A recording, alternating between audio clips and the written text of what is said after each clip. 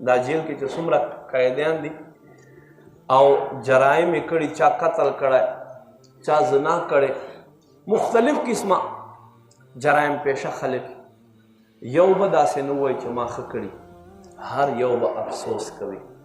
ورځ د قیامت به هم انسان دغه شان افسوس کوي، خو بیا دوباره ګرځېدل نشته. دا خو لا چانس وي که نه خلاص بشي، 10 کاله 15 کاله 20 کاله قید دی بس تیر دی کړو آزاد بشي، خو آخرت کې که خوار شي دوباره بیا راتګ نشته. ما عزتمندو دا نوجوان چې ور واپس شو، ښځه کور ته دننه شوه، دی هم پسې ور دننه شو چې د دوی صحن کې شو.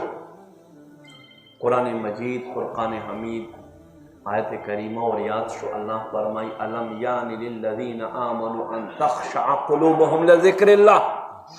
آیا ایمان والو باندې هغه وخت نه دی راغلی چې دوی زړونه ویریږي د الله په یاد سره؟ بس په دقه ځي باندې په ځي ودرېدو، له خولې نه چغه ووته او پرېوتو بېهوش. کور کې یو بوډا پلار و، وایي چې نن خو پلانی رانغی،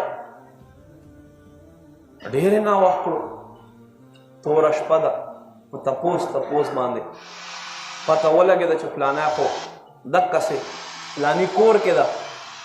نو ما عزتمندو ورپسې راغی، وویړو چې په اوش باندې راغی، ور بچا ته خو دغسې پردي کور کې وي، دا څنګه خبره وه؟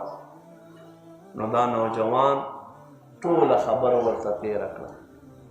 چې ټوله خبرې تېره کړه، بیا د الله خوف په باندې غالب شي و، چغې ووهل، هغې چغې سره یې هم ساه ووتله.